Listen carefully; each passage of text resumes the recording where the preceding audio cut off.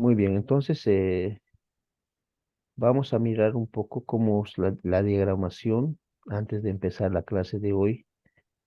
Cómo es la diagramación de los adjetivos para los hermanos que quizá están con algunas dudas en cuanto a esto, ¿ok? Eh, Cuando vimos el capítulo de los adjetivos, como ustedes tienen en el manual que les he enviado en PDF y en PowerPoint, sin embargo, quizá por alguna razón eh, hay que revisar esta parte. Lo vamos a hacer, ¿ya? El adjetivo simplemente tiene la misma desinencia que el sustantivo, ¿sí? Como en este caso, por ejemplo, ¿no? Entonces, todas las desinencias del sustantivo se repiten en el adjetivo, como ustedes pueden ver en este paradigma o en esta tabla. ¿Ok? Entonces, la única diferencia con el sustantivo y el adjetivo es en cuanto a la traducción, ¿no? Entonces, y aquí les dejé también una tarea.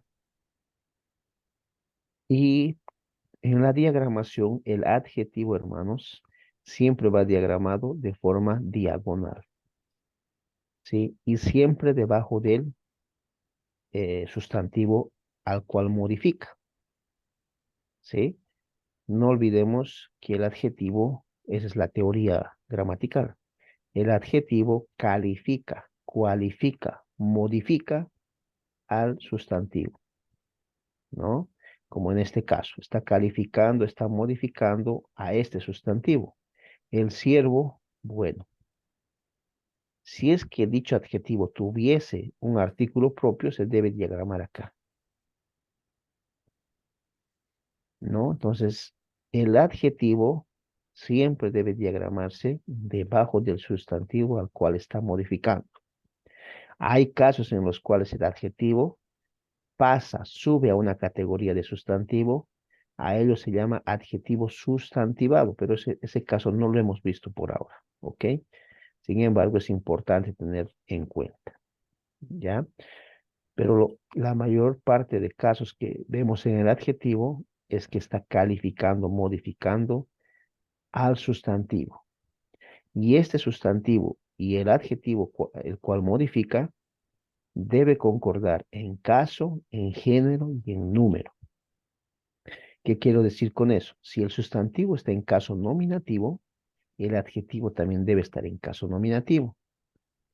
No, yo no puedo poner acá un caso nominativo como sustantivo y abajo en su diagonal esté un adjetivo en caso dativo, por ejemplo. No puede ser. Debe concordar en caso, en género y en número. En caso, si es un caso, el sustantivo es un caso nominativo, el adjetivo también debe ser nominativo. Por eso debe concordar en caso. ¿Qué quiere decir en número? Si el adjetivo, si el sustantivo es singular, como en este caso, valga la redundancia, el adjetivo también debe ser singular, ¿no? Entonces eso es importante. Caso, número y género. Si este sustantivo está en género masculino, como es como estamos viendo este ejemplo, el adjetivo también debe estar en caso masculino. Así que es importante tomar en cuenta este detalle. El sustantivo y el adjetivo deben concordar en caso, género y número, ¿sí?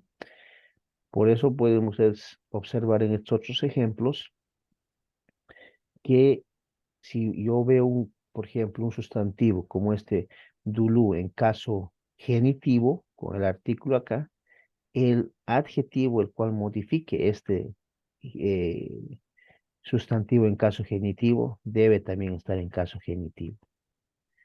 Y si tuviese artículo, también el artículo debe estar en caso genitivo, ¿no? ¿Y cómo me doy cuenta de eso? Miren las últimas terminaciones. Termina en U, el artículo termina en U, el adjetivo termina en U, miren, termina en U, y el artículo del adjetivo también termina en U, ¿no? Entonces, eso es importante. Debe concordar en caso, género y número. Lo propio pasa en este otro, en este otro caso, dativo. El artículo está en dativo Y el adjetivo el cual modifica este sustantivo también debe estar en dativo. Además, debe concordar en número, vale decir, si este es singular, este también es singular. Y si tuviese artículo, el artículo también debe concordar con el adjetivo, el sustantivo y el otro artículo. ¿Sí? Y debe concordar en género, vale decir que si este es masculino, este también debe ser masculino. Así que en griego, hermanos, es importante mirar la concordancia, vale decir que debe concordar en caso, en género y en número. Por eso aprendemos en estos paradigmas que ya les había mostrado, siempre aprendemos el caso, nominativo, genitivo, dativo, acusativo y vocativo. En algunos manuales o libros ustedes van a encontrar que en el caso genitivo existe el ablativo, etcétera, ¿no? Y en el dativo también. Pero para nuestro curso, lo mejor es aprender de la forma más sencilla, ¿ok? Entonces, el caso que hemos visto es este, ¿no? Estos 5 casos. Debe concordar en caso, ¿qué es el número? Vale decir si es singular o es plural, ¿no? Por eso aprendemos también si es singular o plural, ¿no? Y debe concordar en género, vale decir si este es masculino o es femenino. A un inicio les dije que todos los sustantivos y adjetivos que hayamos aprendido en el capítulo 3 son masculinos. Vamos a aprender los femeninos, pero en el capítulo 10 creo que es, o 9, ¿sí? Entonces eso es importante a la hora de diagramar. Esto es para el singular. La diagramación para el plural es justamente, maneja el mismo patrón. Si este sustantivo es plural, ¿no? Entonces el adjetivo también debe ser plural. ¿Y cómo me doy cuenta de eso? Miren las terminaciones. Y o y, ¿cómo se escribe? El artículo también debe ser así. Y miren el adjetivo. Debe también ser oí, ¿no? Y el artículo lo propio. Debe concordar en caso, vale decir que este es nominativo, este también debe ser nominativo, ¿no? Debe concordar en género, masculino, masculino y número, plural, plural. Yo no puedo poner aquí os, por ejemplo. ¿Por qué? Porque si este es plural, este no puede ser singular. Lo propio pasa en el acusativo plural. Este termina en us, ¿no? Este también debe terminar en us. Y si tuviese artículo, también. Pues concuerda en caso, género y número. Debe cumplir esa norma, esa ley. Obviamente hay excepciones, ¿no? Pero el 95% de las diagramaciones debe cumplir esa norma. Lo propio aquí en el dativo. Plural, plural, plural, plural. Dativo, dativo, dativo, dativo. Masculino, masculino, masculino. ¿No? Y podemos ver quizá unos ejemplos diagramados. Por ejemplo, Mateo 12:35. Y entonces, este es adjetivo, ¿verdad? Y este es sustantivo. Entonces, el sustantivo va diagramado acá. El hombre bueno, ¿no? Saca o echa, ¿no? Entonces, así se diagrama los adjetivos, ¿no? Así se diagrama justamente ahí. En este caso, este adjetivo no lleva artículo propio, así que no hay necesidad de ponerle artículo, porque este artículo pertenece al sustantivo, ¿ok? No pertenece al adjetivo. Entonces, por eso se diagrama de esa manera. Otro caso que podemos ver, dice, él era varón bueno, ¿no? Entonces, ¿cómo se diagrama el adjetivo? Diagonal al sustantivo, ¿no? Diagonal al sustantivo. Aquí podemos ver la concordancia, ¿no? En un ejemplo. Miren, el hombre termina en os, ¿no? Que es el nominativo. Y miren el adjetivo, también termina en os. Está concordando en caso, nominativos, género, ambos masculinos, número, ambos singulares, ¿no? Y así es en todos los casos, valga la redundancia. Por ejemplo, este ejemplo de acá, podemos ver, dice, él es fiel y justo. Por ejemplo, en este caso específico, estos adjetivos están pasando a la categoría de sustantivos. A esto se llama adjetivo sustantivado, ¿no? Entonces, estos adjetivos están cumpliendo como si fuese sustantivos, aunque realmente la raíz en su etimología son adjetivos, ¿no? Y esto es normal en una oración atributiva como esta, en un verbo imi. Él es fiel y es justo, ¿no? Entonces, este fenómeno pasa en oraciones atributivas o en oraciones irregulares como el verbo imi. Estos dos adjetivos, aunque son adjetivos etimológicamente, están cumpliendo la función de atribuir estas dos cualidades de ser fiel y justo a este sujeto, quien es él. ¿Ok? Entonces, así es como nosotros debemos diagramar los adjetivos en la mayor cantidad de casos como este. Hay casos como estos, casos especiales, donde los adjetivos cumplen la función de atribuir al sujeto y muchas veces se vuelven adjetivos sustantivados. Vale decir que cumplen la función de sustantivos sin ser sustantivos por razones contextuales. Entonces, si pasa eso, entonces este es el caso. ¿Ok? Así que solo hay esos casos, digamos, específicos, ¿ya? Muy bien. Entonces, hermanos, eso es para recordar un poco lo que es la diagramación de los adjetivos y los sustantivos. ¿Sí? Hermano, hay posibilidad de hacer o sea, más allá del repaso que nos acaba de dar, hacer un ejemplo con alguno de los ejercicios que eran del capítulo 5. Sí, sí, claro. Con, Al final de nuestra clase de hoy vamos a hacer justamente eso. muchas gracias, hermano. Sí. Sí, el Entonces, ejercicio 12 tiene un caso de esos, del último que vimos. ok. Entonces, vayamos a nuestro capítulo de hoy y como les dije al inicio de clase, vamos a volver obviamente al ejemplo que tenemos que del capítulo 5, ¿verdad? Pero vamos a primero avanzar la clase. Muy bien.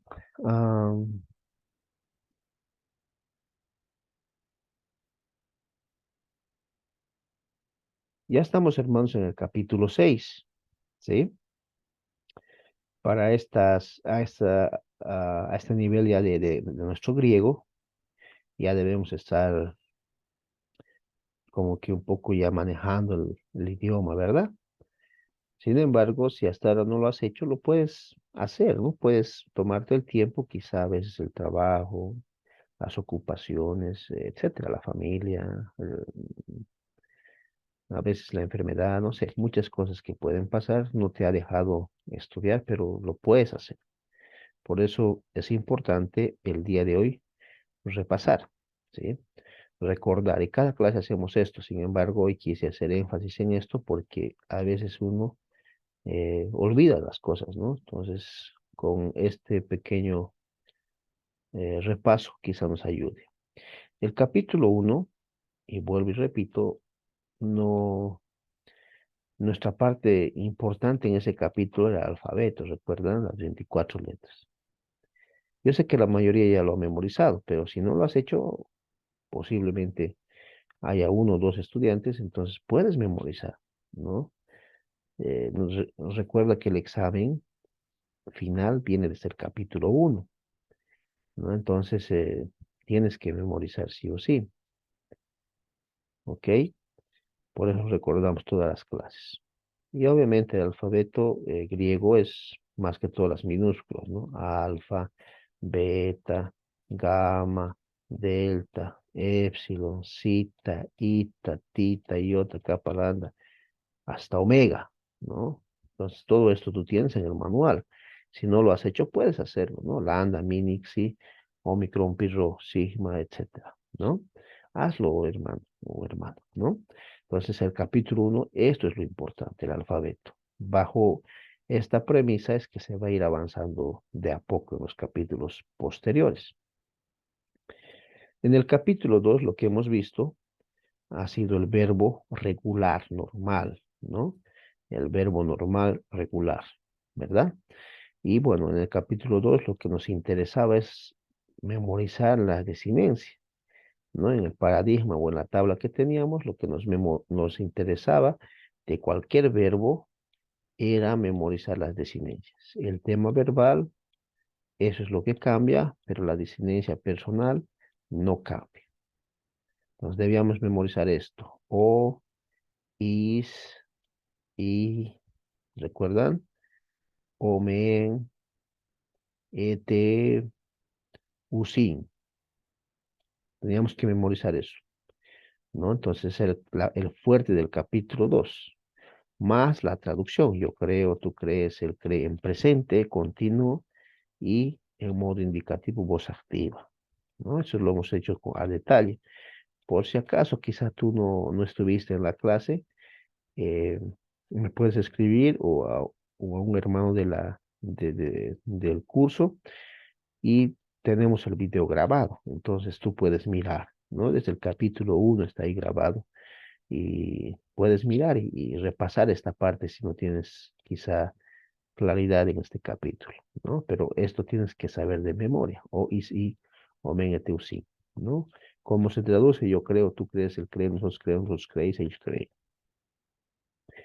Ese es el capítulo 2, bueno, además del vocabulario, obviamente, que es el capítulo 1, ya estamos aprendiendo. En el capítulo 3, justamente lo que recordábamos a un inicio de la clase, es lo que se llama el sustantivo y el adjetivo, ¿no? Y justamente aquí en este diagrama de inicio, si ustedes pueden ver, aquí está el artículo, ¿no? Y aquí está el sustantivo. Y justamente dentro del sustantivo está modificando el adjetivo, ¿no? En forma diagonal. Y si tuviese artículo, debe ir aquí, ¿no? Entonces, eh, eso es importante.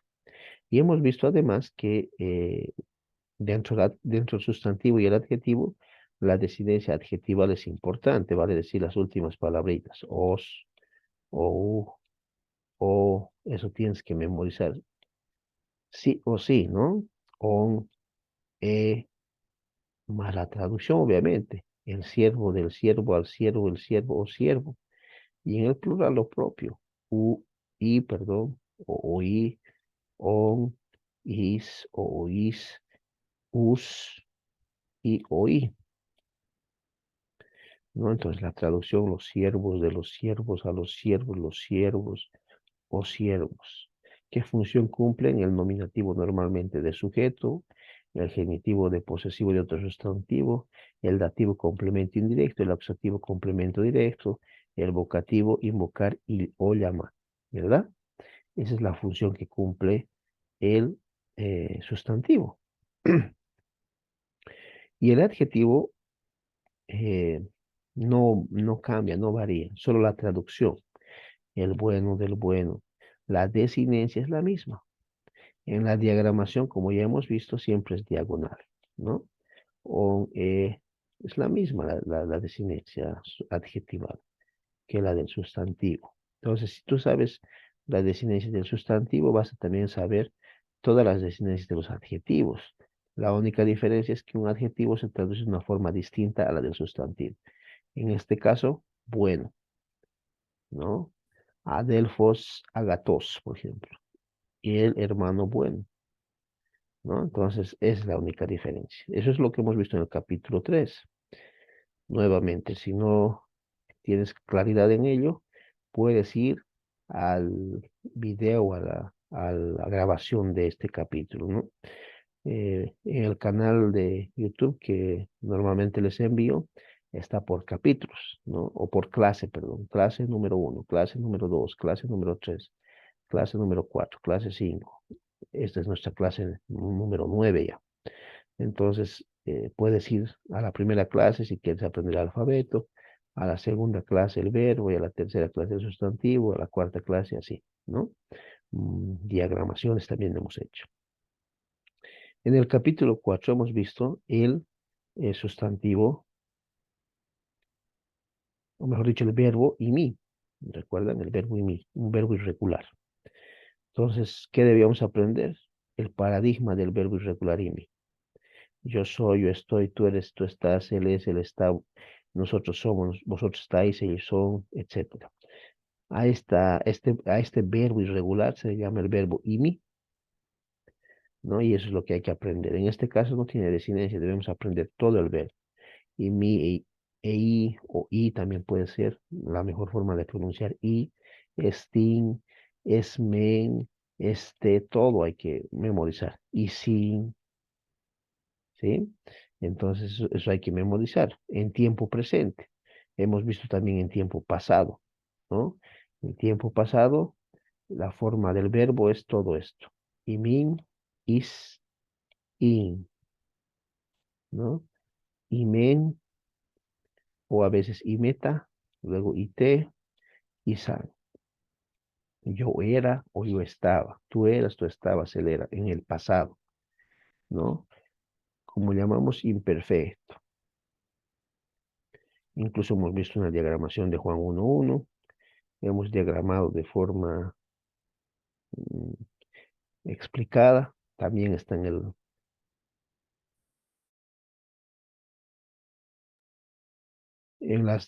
los videos está todo esto. Puedes ir al video y mirar a detalle quizás, ¿no? Entonces, esto solo es un recordatorio. Y el capítulo 5 que hemos visto aproximadamente hace el martes, ¿no? Entonces hemos visto el pronombre interrogativo tis, ¿no? Y vimos la tabla donde hemos aprendido ese pronombre. Tis, tinos, tini, tina. Capítulo 5. Tines, tinón, tisi, tinas. Y la traducción, quién, de quién, a quién, quiénes, de quiénes, a quiénes, quiénes. Si quizá no estuviste en clase, la clase es la clase 8, ¿no? Entonces la anterior clase, esta es la clase 9. Así que puedes ver y mirar. Yo sé que necesitas un poco de paciencia porque los videos son largos, pero puedes repasar. Y siempre les he dado la recomendación, aunque ustedes estén en la clase, muchas veces cuando uno repasa, se le queda mejor la clase. Entonces, yo les animo, les invito a revisar o a repasar los capítulos o las clases anteriores, ¿no? Por más que tú estés dominando quizá, vas a ver que si tú repasas vas a aprender algo más y vas a afianzar mucho mejor el conocimiento del idioma griego, ¿no?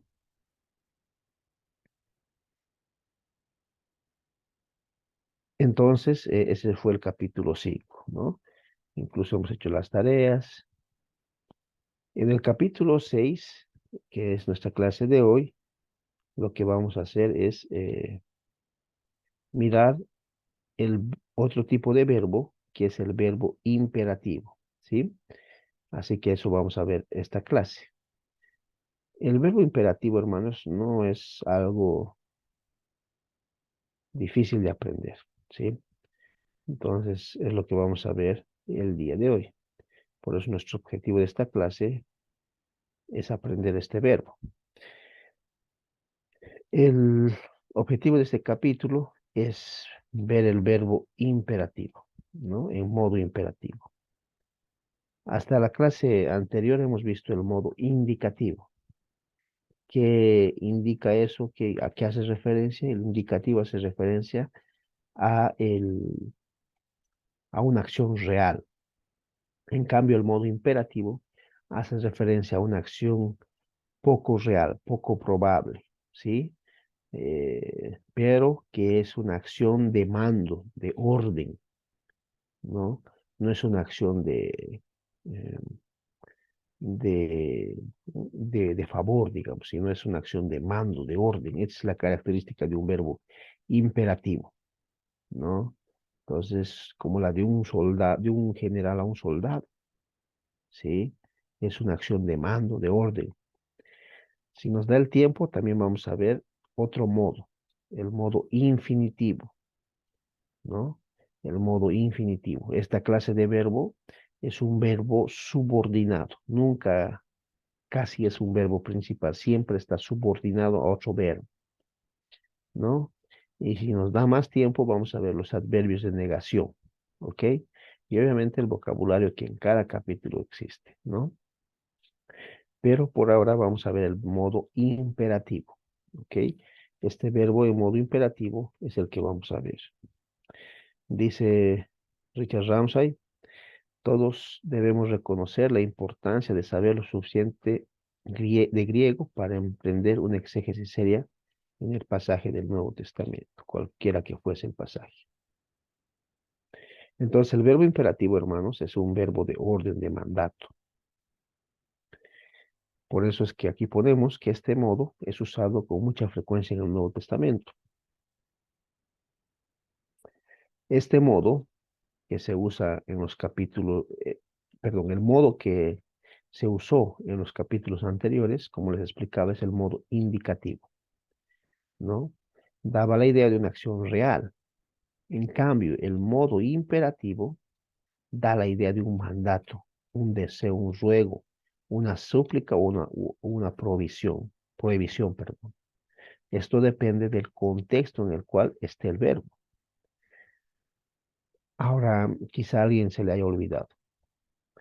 ¿Recuerda las características del verbo? El verbo tenía 6 características. El primero era el modo, el segundo era la voz, el tercero era el tiempo, el cuarto, la persona y el quinto, el número. Y el sexto, aspecto, ¿verdad? Entonces estamos hablando en este momento de la primera característica, el modo.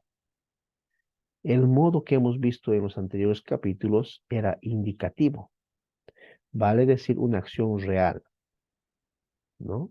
Pero el modo imperativo, la idea es de un mandato, de un deseo, un ruego, una súplica en algunos casos, como la de un general a un soldado, como la de un rey a un súbdito, ¿no? Entonces, eh, muchas veces nuestro Señor Jesucristo ha usado el modo imperativo, ¿no? Entonces, el modo imperativo de orden, de exhortación, ¿no? De, de mandato, ¿no? El apóstol Pablo también ha usado mucho este imperativo. Pedro es el que más veces usa, el apóstol Pedro es el que más veces usa el modo imperativo. Pedid, ¿no? Sed llenos, ¿sí? Orad, ¿no? Eh, verbos como esos ha sido usado por nuestro Señor Jesucristo, por los apóstoles, etcétera. Y este verbo es un verbo de orden, de mandato, esa es su principal característica. Obviamente, va a depender del contexto. En algunos casos puede ser un ruego, o un deseo, o una súplica, o una prohibición, perdón, ¿no? Va a depender mucho del contexto, pero en la mayor cantidad de veces siempre es un mandato, una orden, ¿ok? Eso hay que tener muy en cuenta. Este verbo, en modo imperativo, expresa la idea de imponer la voluntad del uno sobre el otro, como les decía, ¿no? Como los que hemos ido al cuartel, a la premilitar, no sé cómo se llame en vuestros países, eh, cuando un general nos daba una orden como soldados, nosotros debíamos obedecer, su voluntad se imponía sobre la nuestra. Lo propio pasa con nuestro Señor Jesucristo, ¿no? Cuando Él nos da una orden, un mandato, se impone su voluntad sobre la nuestra. Por eso en la oración del Padre Nuestro, nosotros oramos, hágase tu voluntad, ¿no? Ahora, obviamente, oramos de esa manera, pero ya cuando Él hace su voluntad en nuestras vidas, a veces nos es difícil entender, ¿verdad? Sin embargo, dice nuestro Señor que debemos orar de esa manera, ¿no? Es una de las peticiones, hágase tu voluntad, ¿no? A veces nosotros oramos al revés, en vez de decir, hágase tu voluntad en el cielo como en la tierra. Nosotros oramos, hágase mi voluntad, tanto en la tierra como también en el cielo. Pero la idea no es esa, la idea es que tú y yo oremos, hágase tu voluntad en el cielo, como se hace en el cielo, también en la tierra, ¿no? Pero nuestra oración es distinta. Siempre decimos nosotros, aunque no, tal vez no verbalmente, pero en nuestro corazón está así, hágase mi voluntad. Y si no se hace mi voluntad, Dios, yo me enojo contigo. No sé si alguna vez te ha pasado, ¿verdad? Entonces a veces los señores somos nosotros y no Dios. Entonces, este modo imperativo va a mostrar claramente que la voluntad de Dios debe imponerse a la nuestra, ¿no? Porque ¿quién más sabio que Dios? ¿No? Entonces Él sabe lo que es mejor para nosotros, aunque a veces no nos gusta, obviamente. Entonces es importante, ¿no? Ah, dependiendo del contexto en el cual esté obviamente este verbo, puede ser un mandato o algunas veces un ruego, como la de un soldado, como lo de un general a un soldado, de un rey a un súbdito, o de un patrón a un esclavo, o la de un padre a un hijo. Cuando es de un padre a un hijo, entonces, obviamente algunas veces será de mandato y otras veces será de ruego, de súplica, ¿no? Como ah, hablándole con amor, pero a la misma vez con autoridad, ¿no? Entonces va a depender mucho del contexto, pero en la mayor cantidad de veces es un mandato, una orden, ¿no? Ese es el verbo imperativo, esa es la característica principal del modo imperativo. En cambio, el indicativo, como en el capítulo 2 que hemos visto, en el capítulo 4, que esos son indicativos, era una acción real, ¿no? Pero estos son una acción ah, de mando, de orden, ¿no?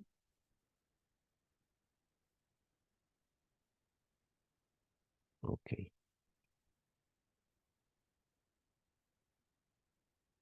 Este modo, en tiempo presente, el modo imperativo en tiempo presente, ordena la continuación de la acción. No manda a que se inicie la acción, sino a continuar la acción que ya está en marcha. Lo que pasa es que en modo imperativo no solo está en el tiempo presente, existe también en otros tiempos, ¿sí? Pero cuando hablamos del tiempo presente, estamos diciendo que la orden es que continúen la acción que ya se está haciendo. Orad. No dice empiecen a orar, sino continúen orando y entonces recibirán, ¿no? Entonces, no dice inicien orando, sino continúen orando como lo están haciendo. Velad y orad, ¿no? Entonces, no dice inicien recién, no, sino dice continúen haciendo eso, orando. Lo están haciendo muy bien, pero no se desanimen, continúen orando y continúen velando. Orad, velad, para que no entréis en tentación. Entonces, continúen haciendo eso, si está en tiempo presente, ¿no? Pero si está en otro tiempo, la figura cambiaría. Pero para el tiempo presente es una orden a continuar la acción. No se manda que se inicie. ¿Sí? ¿Cuál es la designancia de este modo imperativo, de este verbo? En primera persona no existe, no hay. ¿Por qué? Porque uno mismo no puede mandarse. No, no puedo decir, Roberto, vela, ora a mí mismo. ¿No? Tiene que otro mandarme, ¿verdad? Entonces, por eso no existe primera persona, ni en singular ni en plural. Entonces, la desinencia solo existe en segunda y en tercera persona. ¿Cuál es la desinencia? O, perdón, eto, ete, etosan. Nuevamente. Eto, ete, etosan. Singular, segunda persona singular, tercera persona singular, segunda persona plural, tercera persona plural. Eto, ete, etosan. Entonces, no existe en la primera persona. Cuando te ponga un paradigma en el examen como este, te diga, conjugue el verbo en modo imperativo, presente, entonces, primera persona no tienes que poner nada. Segunda persona, tercera, eto, segunda plural, ete, y tercera plural, etosa, ¿sí? Entonces es importante, hermanos, no se confundan, ¿no? Aquí no tienen que inventarse nada, no existe. ¿Cómo sería entonces la tabla, el paradigma, la conjugación del verbo? Primera persona no existe, ya les dije, ¿no? Pero en la segunda persona sí. Entonces vamos a usar la misma figura aquí en el capítulo 2. Llama verbal es lo que no cambia.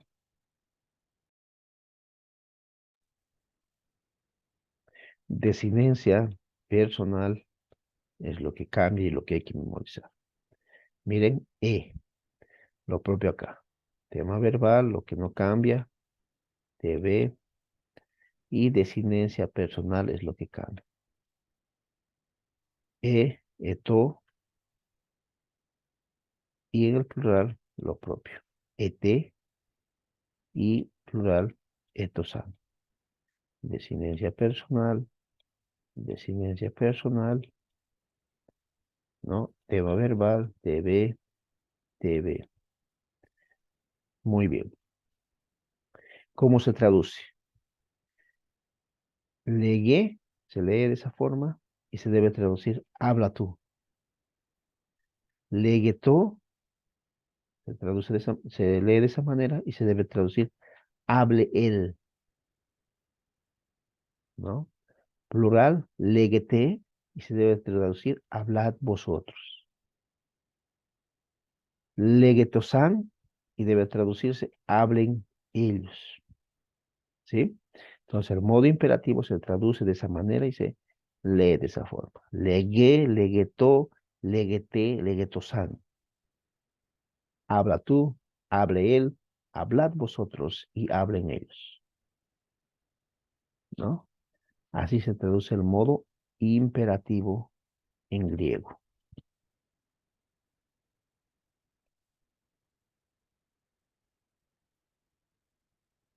¿Cómo es la diagramación del modo imperativo del verbo en modo imperativo y en tiempo presente? La diagramación es la misma, no cambia. El verbo imperativo siempre debe estar en el medio, ¿no?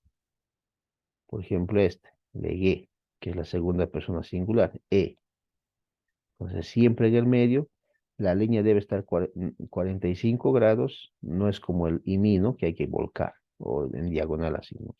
Así como está acá, ¿ya? El sujeto acá, complemento directo acá, complemento indirecto acá, lo mismo. La única diferencia es al momento de interpretar el verbo.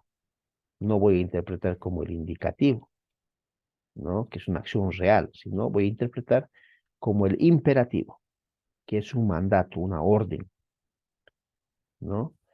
Así voy a interpretar. Ejemplo bíblico, Mateo capítulo 7, versículo 1, ¿no? Aquí vemos un adverbio y aquí está el verbo. Et, ¿no? ¿Quién me puede decir qué persona está y qué número? ¿Recuerdan? Segunda persona plural. No, Muy bien. ¿Recuerdan la desinencia? Eto, etosan. Segunda persona, plural, ¿no? ¿Quién recuerda qué es por el color por lo menos? ¿Qué fuese? es adverbio. Un adverbio, muy bien. Entonces, Mateo 7 dice, no juzguéis, ¿no? No juzguéis, un mandato, una orden.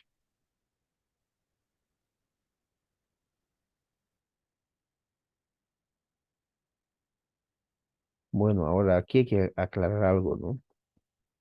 A veces eso no quiere decir que no, en Mateo capítulo 7, versículo 1, lo que está exhortando nuestro Señor Jesucristo es a no tener un espíritu fariseico, ¿no? No tener un espíritu de fariseo, ¿no?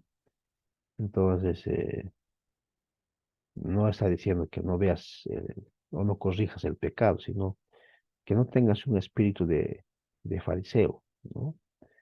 Entonces, porque todo lo ves mal, como los fariseos, ¿no? Todo lo ves mal y todo siempre criticas y juzgas. Y como dijo un pastor, te vuelves hipercrítico, ¿no? Todo está mal y todo eso. Entonces, la idea no es esa.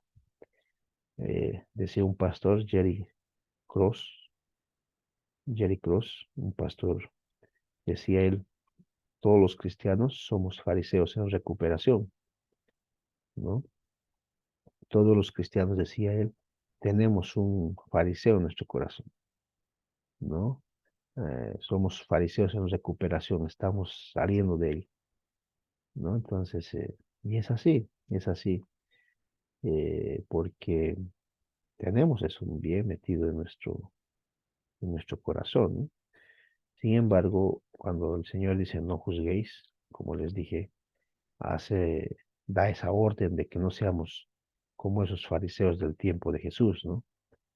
Que juzgaban, que eran hipercríticos, ¿no? Entonces, es la idea. Vosotros no juzguéis, ¿no? No seáis fariseos.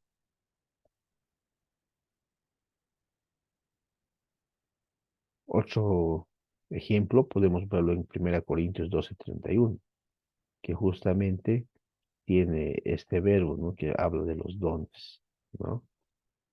Entonces, está en modo imperativo, es una orden. Buscad, ¿no? Sin embargo, aquí se puede hacer un debate, ¿no? Que no lo vamos a hacer porque no tenemos ese punto de hacer aquello. Otro ejemplo podemos ver en 2 Corintios capítulo 13, versículo 5. Examinaos, probaos. ¿Recuerdan ese texto? Probaos si estáis en la verdad, si sois realmente creyentes. Examínense, evalúense, ¿no? Entonces está exhortando de esa manera el apóstol Pablo. Examinaos, examínense si están en la verdad, si realmente conocen el Evangelio o simplemente son fariseos, ¿no? Probaos si realmente estáis en la fe, viven como el Evangelio marca, etcétera, ¿no? Y una marca bien clara de uno que entiende el Evangelio es que se arrepiente, ¿no? Que entiende que es un pecador y que necesita un poderoso Salvador, quien es Cristo. Ok, entonces es eso, el verbo imperativo, ¿no? Orden, mandato, ¿no? Dentro de este verbo imperativo tenemos también otro modo, el modo infinitivo, ¿sí? El indicativo muestra una acción real. El imperativo muestra una acción de mando, de orden, ¿no? Entonces, ahora, dentro de ese cúmulo de verbos, existe también el infinitivo, el verbo en modo infinitivo. ¿Cuál es la diferencia de este modo infinitivo? ¿Cuál es su característica? Es que es un verbo subordinado, ¿sí? Nunca es un verbo principal, o bueno, no nunca, pero una mayor cantidad de veces es subordinado al verbo principal. Este verbo siempre está subordinado, como les decía, a otro verbo principal, ¿no? Es un verbo secundario.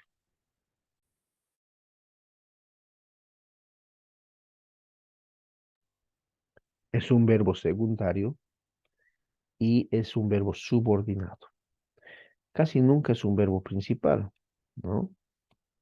Funciona básicamente como si fuera un sustantivo verbal. Ahora, esto va a depender, digamos, de la oración, del contexto, ¿no? Si funciona como si fuera un sustantivo, ¿no? ¿Y cómo funciona un sustantivo? Entonces, la definición es simple. Un sustantivo es aquella palabra que designa o nombra a una persona, un animal o una cosa. Pues muchas veces estos verbos funcionan como sustantivos que definen, nombran a una persona, un animal o una cosa, pero se ven como si fuera una oración completa. Pero simplemente lo que pasa es que funciona como un sustantivo toda esa oración subordinada. Lo vamos a ver enseguida. Vale decir que este verbo subordinado en modo infinitivo puede ser como si fuera un sustantivo, ¿no? Es como si tuviese su verbo principal y funcionase como un complemento directo, como un complemento indirecto, como un sujeto y muchas veces de ayuda para la traducción a nuestro español la palabra que. Se le debe añadir la palabra que, la cual indica subordinación y dependencia, ¿no? Entonces, el verbo infinitivo es ese verbo que está subordinado a un verbo principal, ¿sí? Muy bien. ¿Cuál es la desinencia del verbo infinitivo? Tiene una sola desinencia. Es in, o como se escribe ein, ¿no? Esa es la desinencia. No tiene primera persona, segunda persona, tercera persona, singular o plural, ¿no? No tiene número ni tampoco tiene una sola desinencia. In. Así que es más sencillo de recordar. Si usted ve un verbo con in, entonces quiere decir que es infinitivo, ¿no? Veamos la tabla. Como tiene una sola desinencia, entonces la tabla es de esta forma. Ahí está. Tema verbal, desinencia personal del infinitivo. ¿Cómo se traduce? Decir o hablar. En nuestro español, la forma en que se presentan los verbos es en este caso, en este modo, perdón, infinitivo. Cantar, reír, jugar. En griego no se presenta de esta manera, ¿no? Sino es otro modo más, ¿ok? Entonces, decir, hablar, así se debe traducir. ¿Cómo es la diagramación del infinitivo? Del imperativo ya hemos visto que es lo mismo que cualquier verbo. En el infinitivo, hermanos, varía, cambia un poco, ¿no? Y esto hay que tener mucho cuidado, ¿sí? En el infinitivo, el verbo principal está aquí abajo, ¿no? Que viene con terminaciones como o, is, i, omen, eteusin. Y el infinitivo se diagrama de esta manera, aquí arriba, ¿no? Hacia arriba, mostrando que es un verbo subordinado, que no es un verbo principal, que está subordinado, este verbo está subordinado a este verbo principal. A este se llama verbo principal, ¿no? Y al infinitivo se llama verbo secundario, ¿sí? O verbo subordinado también, como quieran llamarlo. ¿Cómo me doy cuenta entre el verbo principal y el subordinado? El principal siempre va a llevar las decidencias del modo indicativo o is, i, omen, eteu, sin, o del imperativo que hemos aprendido, to, eteto, san. En cambio, el infinitivo va a llevar la desinencia del infinitivo, in. Entonces, cuando yo veo un verbo con in y está en color rojo, inmediatamente a mi mente debe venir que este es un verbo subordinado, secundario, y por ende tiene su verbo principal, y eso es lo que debo buscar, el verbo principal para diagramar esto. ¿Sí? Podemos ver un ejemplo en Mateo capítulo 7, versículo 18, ¿no? Mateo 7, 18, podemos ver un ejemplo de este verbo y podemos diagramar justamente este verbo, ¿no? Si ustedes se dan cuenta, acá hay dos verbos, donate y piin, ¿no? Y si me fijo, la desinencia de este verbo es un verbo infinitivo. ¿No? Aunque este verbo de aquí, Dunate, es un verbo un tanto raro, extraño, un tanto irregular, por eso la desinencia es distinta, pero inmediatamente en esta oración puedo deducir de que el verbo pin es un verbo subordinado al verbo principal, dinate, ¿no? Dinate. ¿Por qué? Porque este verbo es subordinado infinitivo, ¿sí? Entonces, inmediatamente voy a deducir eso, ¿no? Entonces, ya podemos analizar este texto y empezar la diagramación. Antes de la diagramación, me gustaría hacer un análisis. La palabra u es un adverbio de negación. Debe estar de color lila, o violeta, o como quieran llamar. Dunate, o dinate, perdón, es el verbo, y este sustantivo, que es dentrón, debe estar en color azul. Y aquí tiene el adjetivo, agatón. Miren, tanto el adjetivo como el sustantivo concuerdan en caso, género y número. Pueden darse cuenta, el adjetivo color naranja. Y esa es la oración principal. La oración subordinada sería todo esto, ¿no? Y cartus, que termina en us, concuerda con la otra palabra, que también es el adjetivo y concuerda en us, ¿no? Entonces, esos son, esas dos son palabras que pertenecen ya al verbo infinitivo secundario o subordinado. Entonces, ¿cómo es la diagramación? Vamos a ver.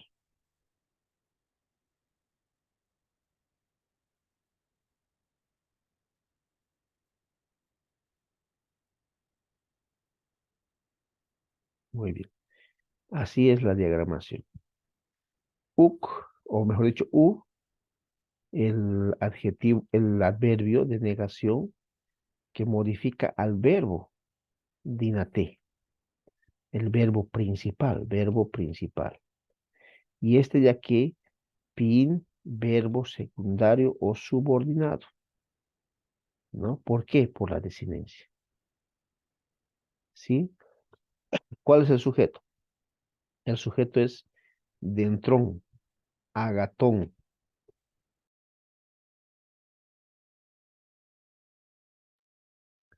Dentrón, agatón es el sujeto. Dentrón es el sustantivo horizontal y agatón es el adjetivo diagonal. Ninguno de los dos tiene artículo. No hay necesidad de poner artículo. Si no tiene. A veces, por razones de contexto, podemos añadir un artículo en la traducción, pero siempre lo vamos a poner entre paréntesis. Entonces, esta oración es la oración principal. Queremos llamarle así. Todo esto es la oración principal con el verbo principal, ¿no? Y aquí en el complemento directo ya no es una sola palabra, sino es una oración completa, ¿verdad? A esto se le va a llamar oración secundaria u oración subordinada, que tiene su verbo, que es un verbo subordinado o un verbo secundario, ¿no? Y tiene su complemento directo, este mismo verbo en acusativo y tiene su adjetivo en acusativo. Concuerda en caso, género y número. No tiene artículo, no hay necesidad de poner artículo, ¿verdad? Entonces, si ustedes se fijan, toda esta oración es una oración secundaria que está complementando como complemento directo de este verbo, ¿no? Por eso el infinitivo funciona como si fuese, el verbo infinitivo funciona como si fuese un verbo subordinado y como si fuese un sustantivo, ¿no? Aunque es una oración completa. Ok. Entonces, vamos a quedar acá, ¿sí? Creo que ya es bastante información para el día de hoy y vamos a tomar unos minutos para resolver algunas dudas en cuanto a la diagramación, que creo que es importante en el ejercicio o la tarea anterior, ¿no? En ese sentido, hermanos, quiero que ah, repasemos también esa parte de la diagramación. El verbo imperativo y ahora el verbo subordinado infinitivo se diagrama de esa forma. Ahí está la diferencia. En nuestra clase siguiente vamos a ver ejemplos de cómo diagramar, obviamente, ¿no? Así que mm, algunas dudas que tengan, vamos a ver de aquí en adelante.